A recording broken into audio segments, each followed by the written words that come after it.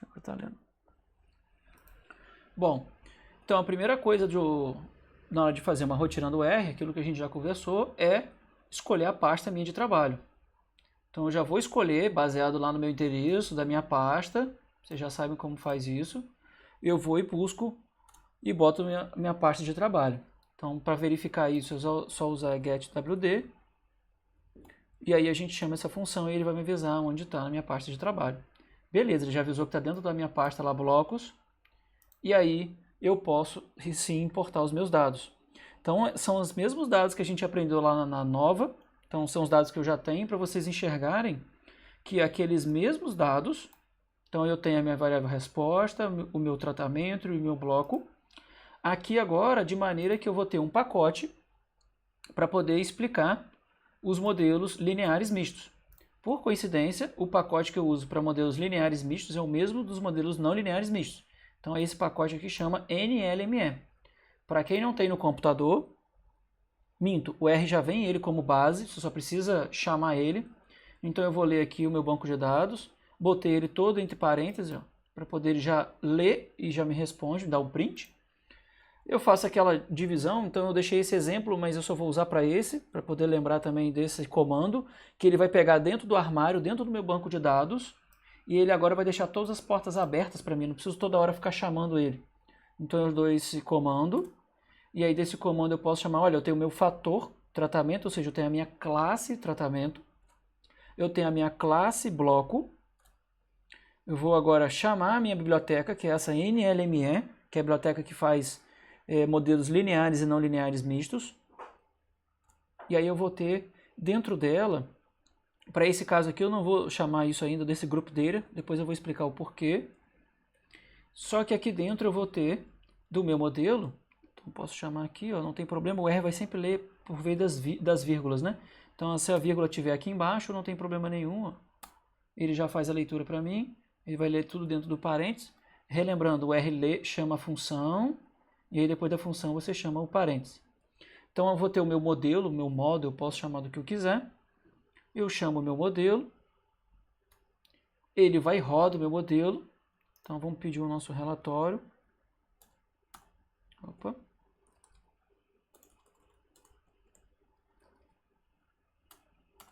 Ele vai e roda o meu modelo, e aí ele vai interpretar o seguinte, olha, eu tenho um modelo misto, ele utilizou o RAML, máxima verossimilhança restrita. Eu tenho os meus critérios de informação, então eu posso usar o log-like, posso usar B e C e posso usar IC. Aqui ele vai entender, ora, eu tenho o meu efeito aleatório, em que eu tenho o meu componente de variância sendo o meu componente de variância residual e o meu do bloco. Então esse aqui é o do bloco e esse aqui é o residual. Então ele calculou, ou seja, se eu não colocar isso como um componente de variância, eu me botar isso como um efeito fixo, ele não vai pegar isso do erro. Se ele não pega isso do erro, isso vai parar lá no erro. Então eu tenho meus... Aqui ele vai pegar os valores padronizados, né? Vou chamar ele agora. Posso pedir o meu intervals. Minto, aqui não é intervals ainda. Aqui eu vou chamar aquele pacotinho do LSMins para calcular as minhas médias baseadas nos meus tratamentos. Então eu tenho esse pacote. Aí esse pacote, esqueci até de mudar, esse pacote hoje se tornou EMES, que ele já avisou. E aí, aqui eu vou pedir as minhas médias, ele vai lá no meu modelo, ou seja, nesse modelo meu aleatório, ele vai ver que eu quero uma comparação par a par de quem? Do meu efeito de tratamento. Então ele vai entender que eu tenho o meu componente de variância aqui de bloco, vai calcular os meus contrastes par a par aqui usando a análise de Tukey.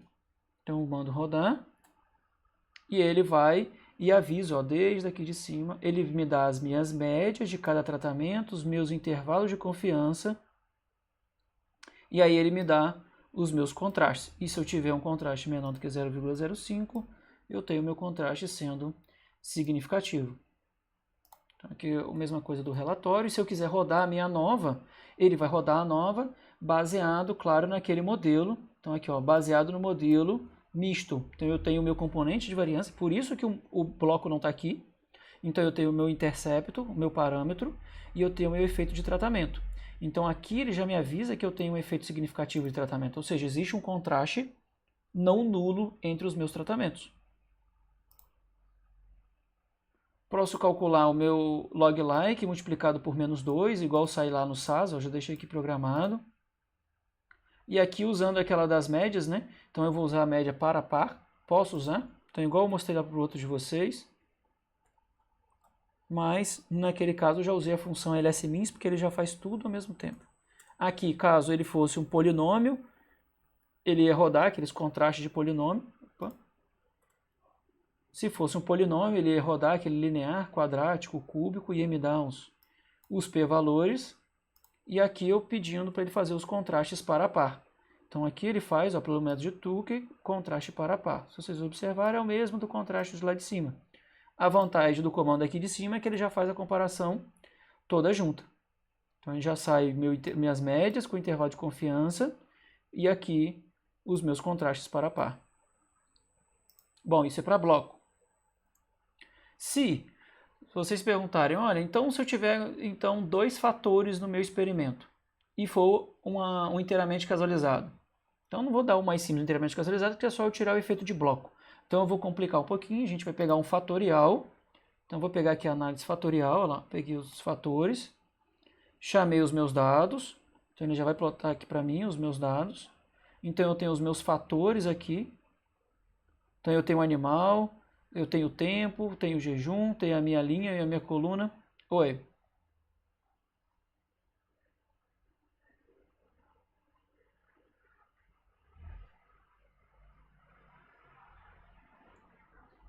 Vou tentar desacelerar.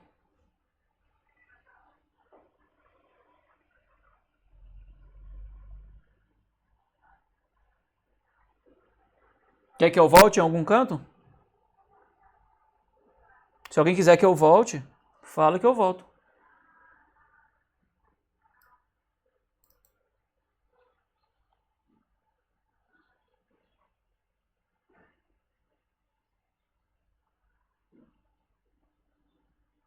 E junto, né?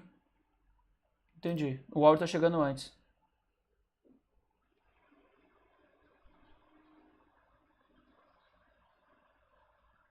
Entendi. Mas se você quiser, eu vou tentar ir mais devagar, hein? Mas vocês também vão me parando.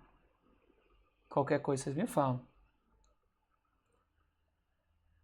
Bom, aqui no caso do fatorial, vocês olharem aqui, está na aba do fatorial. Primeira coisa, novamente, passo para minha pasta de trabalho. Posso usar o mesmo nome do conjunto de dados. Eu tenho, particularmente, prefiro sempre chamar o meu banco de dados. Então, se vocês olharem nas rotinas, todas vão estar escrito dados. Então, nesse caso aqui, eu tenho fatores, que eu tenho 2 fatores, para algumas variáveis resposta. Então, nesse caso do fatorial, eu tenho minha variável tempo. Esse tempo eu quis que ele se tornasse um fator, queria que ele fosse um fator. Queria que esse fator GEG também fosse outro fator. Então, é o segundo fator que eu tenho no meu experimento.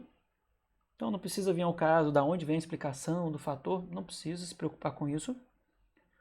Eu vou ter o meu fator de animal, ou seja, se eu tenho boxes individuais, e por mais que eu tenha um inteiramente casualizado, eu tenho que aquela parcela que vai receber o tratamento é a minha unidade experimental, e como ela é uma amostra de uma população, eu tenho que interpretar aquilo como um efeito aleatório. Então, novamente, eu tenho os pacotes, então NLME, LME4 é um outro pacote que a gente tem, LMR teste, que é outro pacote que também pode fazer a mesma coisa. E aqui eu vou ter o meu modelo do fatorial. Então, para o meu modelo de fatorial, eu vou ter a minha variável resposta, P, pode ser qual peso, comprimento, pode ser o que for de vocês. Lembrando que isso aqui é um modelo linear misto, só que com distribuição normal para resíduo. Então, ainda não entramos no generalizado, não falei nada de distribuição. Aqui essa distribuição é restrita à distribuição normal. E aí, lembrando que se eu pegar o fator 1 e botar asterisco para o fator 2, eu vou ter eles separados mais a interação entre eles. Então, eu já posso simplificar esse modelo meu sendo fator 1 asterisco fator 2. Em relação ao efeito aleatório, eu tenho um pipe e a minha unidade experimental. essa unidade experimental, ela é igual àquela unidade experimental que eu tenho lá, no meu caso aqui foi animal. Ela tem um F com um trat aqui, ó, porque na verdade, o que eu fiz na minha unidade experimental? Como a cada tempo eu zerava o meu número, então era como se eu tivesse, na minha unidade experimental assim, tempo 1, observação 1, tempo 1, observação 2, tempo 1, observação 3. Quando eu fosse para o tempo 2, eu vou ter tempo 2, observação 1, tempo 2, observação 2. Como eu tinha essa repetição de números, eu tenho que avisar que esse número está dentro da minha observação, do meu tempo. Ou ele está interagindo. Nesse caso não é uma parcela subdividida, nesse caso é só um fatorial. Por quê? Porque o jeito que eu planejei o experimento foi um jeito fatorial. Então o que eu fiz, eu simplesmente criei uma coluna de identificação. É como se fosse uma plaquinha na parcela. Então a plaquinha lá estava dizendo 211,84, 24,184. Então era o número que eu tinha de identificação ali. E aí eu coloco isso como essa parcela como um efeito aleatório. E aí a gente simplesmente vai ser feliz rodando o nosso modelo.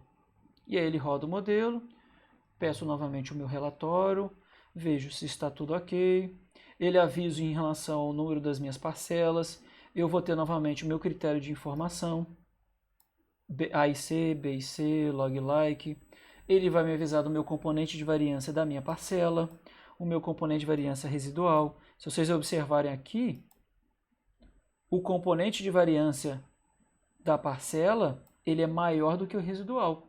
Ou seja, se eu não tivesse colocado isso lá no meu modelo, isso iria parar no meu resíduo, por mais que eu saiba que existe um componente de variância da parcela. Então isso é muito importante.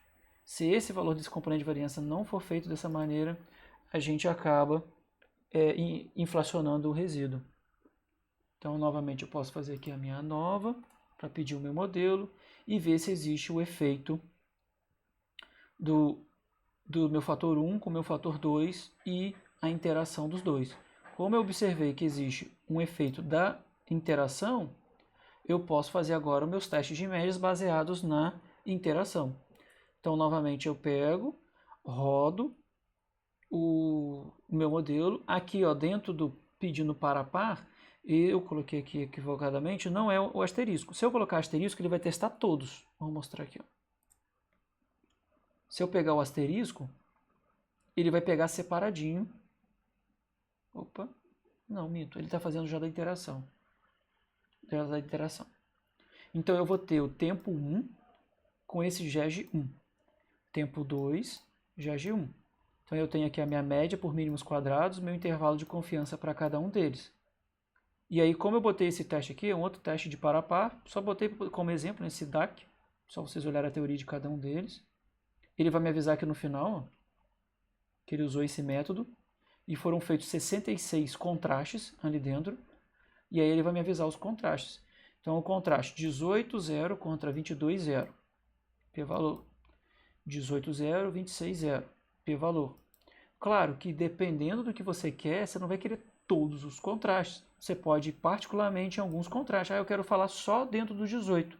Beleza, então eu posso comparar 18,0 com 18,2. 18,0 18,0 com 18,4. Então sim, eu posso vir aqui nos meus contrastes e pegar cada um deles que eu quero falar. Então é extremamente simples. É o mesmo modelo que eu tenho de lá no outro, fatorial, só que você tem que identificar quem é a sua parcela, quem é o seu efeito aleatório. Então nesse caso aqui, a minha parcela é o meu efeito aleatório. Lá no do bloco, pelo meu experimento ser feito em bloco, o meu bloco é aleatório. A mesma coisa vai acontecer quando a gente está falando de quadrado latino. Então, quando a gente está falando de...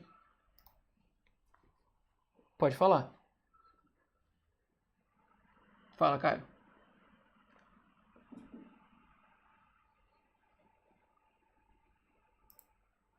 Hum.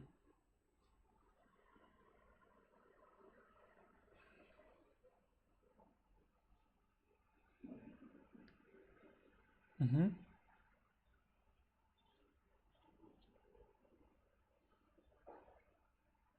Não.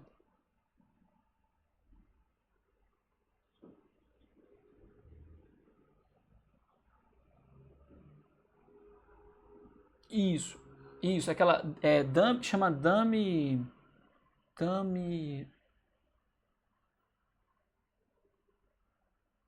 pode, pode, claro. Tem aqui embaixo, tem um quadradinho, vou parar de compartilhar a minha e você pode compartilhar a sua.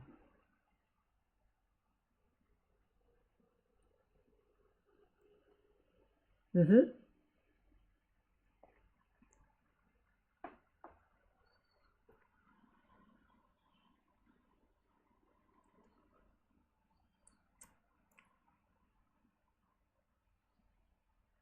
Certo.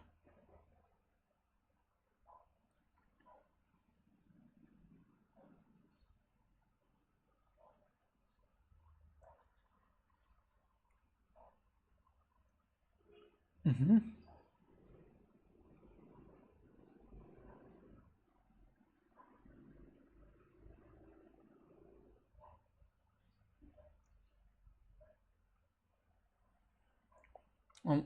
Vamos lá. O intercepto, na verdade, chama de parâmetro inerente ao modelo, é aquele mi. Se eu interpretar ele como sendo... Esse é chute inicial, né? Depois, ao final, ele vai criar um valor daquele intercepto. Tanto é que se a gente olhar lá nas médias, ele vai sair uma média para o intercepto. Fez no Python, né?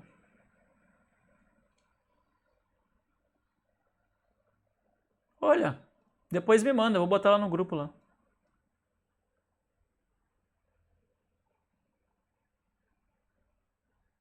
Ó, legal, legal.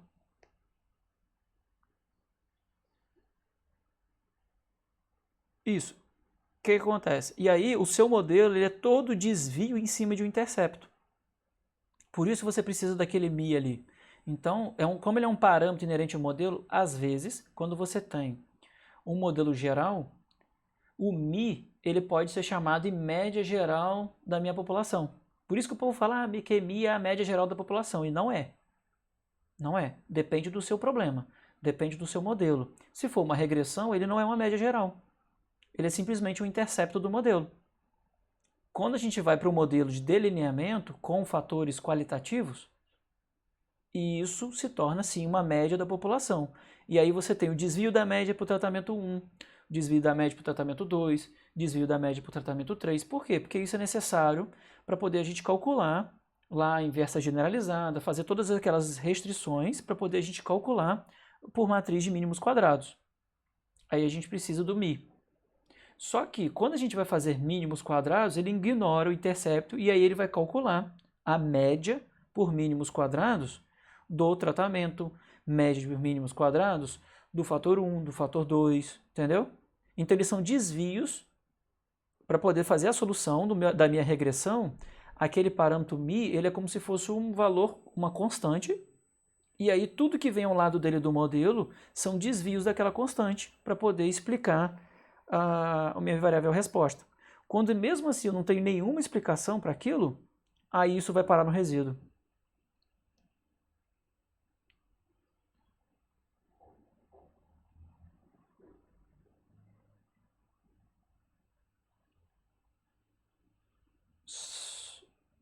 Exatamente. No modelo, por exemplo, não linear, eu sempre retiro o intercepto.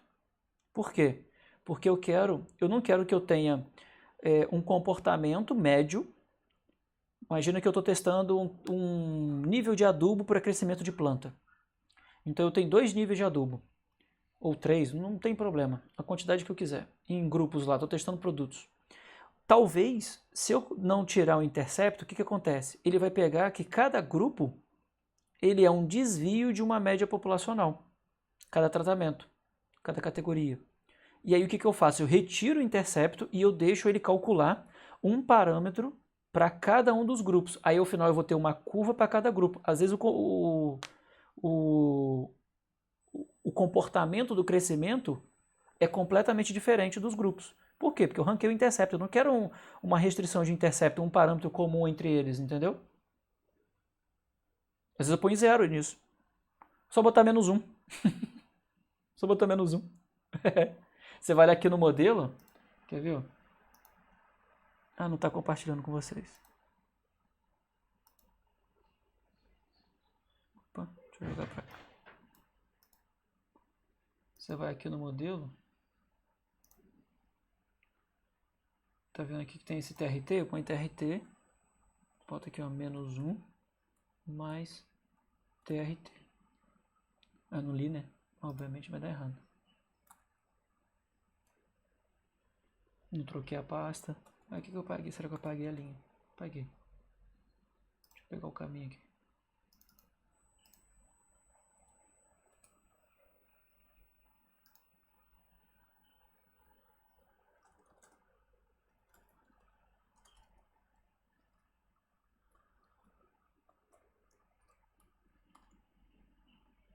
Sete. Ah.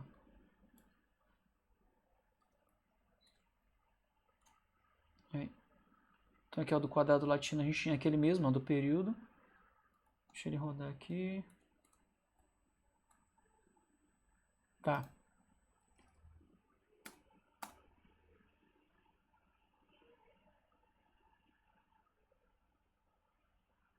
Pois é, a hora que tiver na tela de vocês aí, você me avisa. A saída em branco. Ah lá, ó. Como eu retirei o 1, botei aqui, ó, -1. Ele já calculou lá na solução para todos eles. Se eu pegar e colocar aqui, ó, e rodar o mesmo modelo,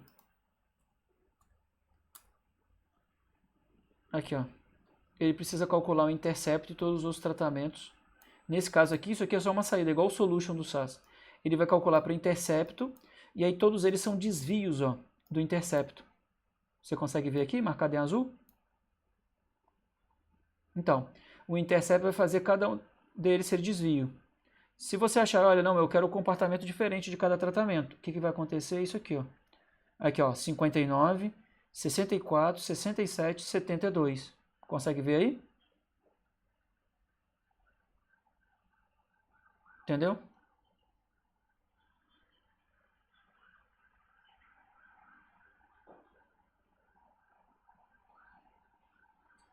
Uhum.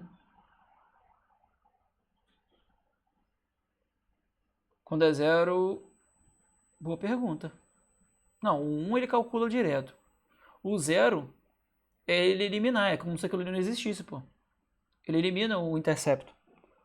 O -1, eu tô te falando, esse -1 é para poder retirar o intercepto. É como se o intercepto fosse zero. Entendeu?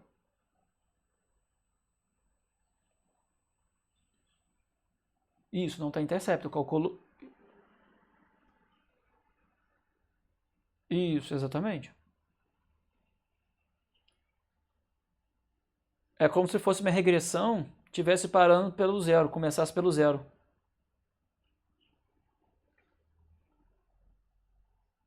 Se a gente transformar isso em reta, porque a reta é y, e y é igual a mais bx, não é? Então, a é intercepto. Se eu falar que ele é zero, eu só vou ter y igual a bx. Ou seja, ele vai passar no x no zero. O y, desculpa. Quando o x for zero, o y é igual a zero. Entendeu?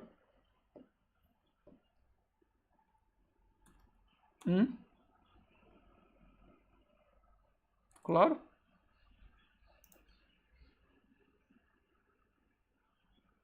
Claro. Aqui, ó. Calma aí que eu fiz um monte de besteira aqui.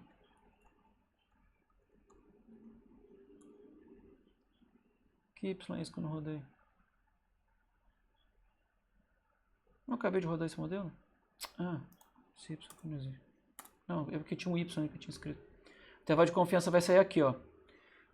Usando esse emins. Ó. Cadê o CF? Ah, porque eu tenho que chamar ele.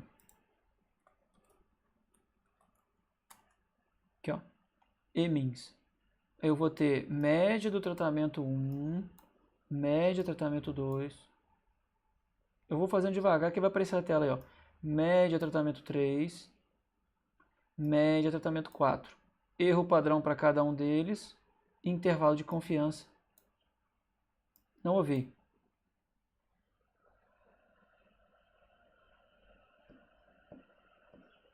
Isso, exatamente. Aí já avisa aqui, ó, 95.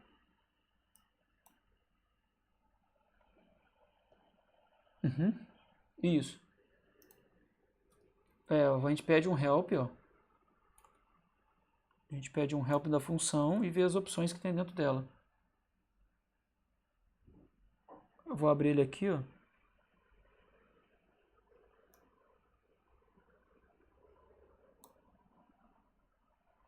Teria que olhar como é que eu faço para mexer no meu intervalo de confiança. Mas tem, deve ser em levels, alguma coisa do tipo. Acho que é levels. Weights, show levels, não lembro. Mas ele tem level sim. Tem level nas opções. Quiser usar 0,99, pode usar. 0,90, tem gente que prefere 0,90. Beleza? Consegui. Fala. Quantos quiser. Uhum.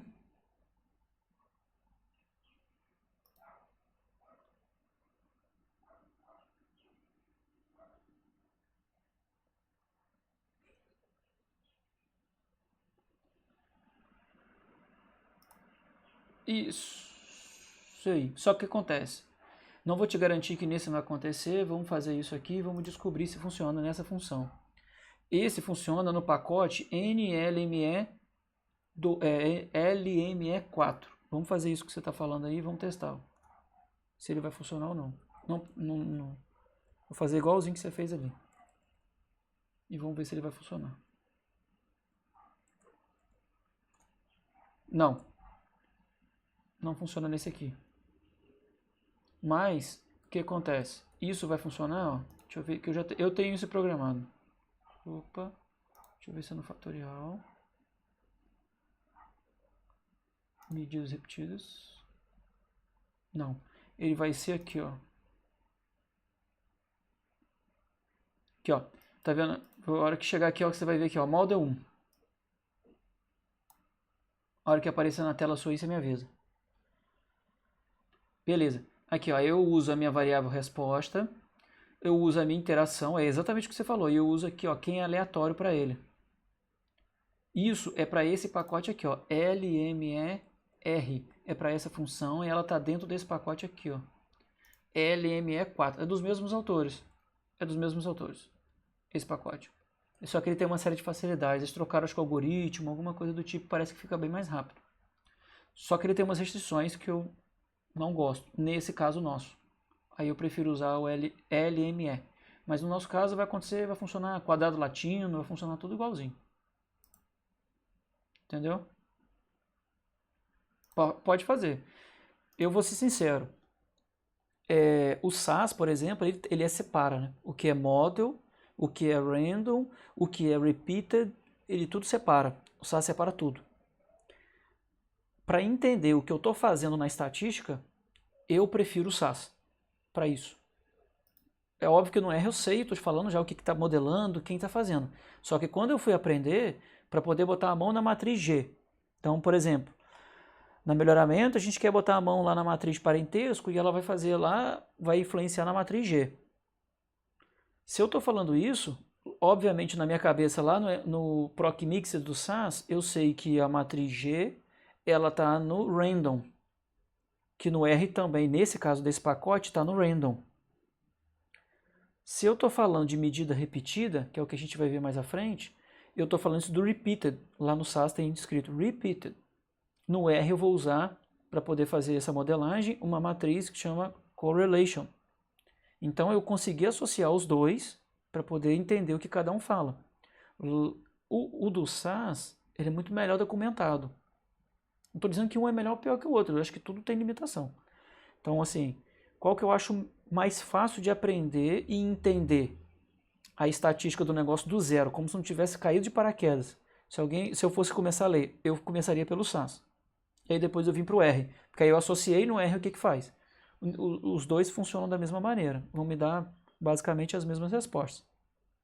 Mas o entendimento mais fácil, na hora de saber onde eu estou botando a mão, eu acho o SAS melhor. Aí hoje em dia eu já sei que eu estou botando a mão no R, entendeu? Nada, bom. O que mais? Nada. Então vou para o quadrado latino. No quadrado latino, fala.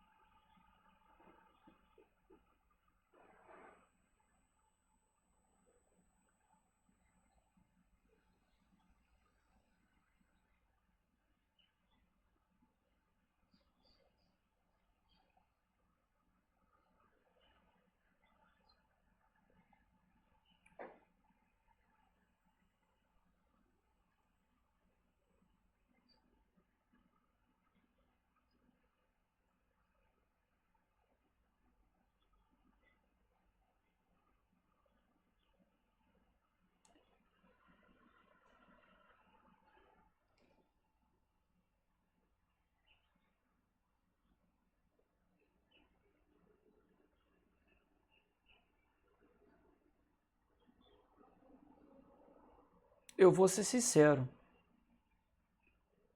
Eu só uso outro programa para complementar o que eu não uso no meu. Se eu tiver um limitado, eu rodo essas mesmas rotinas no SAS, beleza, eu rodo mais rápido no SAS ou no R? Não sei, hoje eu rodo os dois na mesma velocidade. Mas se você vai fazer a mesma coisa que você faz no SAS hoje para migrar para o R, eu não te aconselho a fazer isso não. A não ser que você encontrou um entrave no SAS, sei lá, pelo tamanho, porque você usa a versão universitária e aí você não tem mais espaço em memória. Beleza, aí eu até entendo. Agora você vai aprender justamente para você duplicar a informação nos dois programas, no meu ponto de vista, eu não faria. Eu só vou complementando uma linguagem com a outra. Ah, eu vou migrar para o Python, eu vou rodar também modelo misto no Python? Pô, eu já sei no SAS, já sei no R, eu vou gastar meu tempo aprendendo isso também em Python. A não ser que eu consiga com Python em velocidade maior, em quantidade de dados maior, e que eu precise me forçar para aquilo, aí eu iria migrar. Se não, eu não migraria não. Entendeu? Eu só complementaria.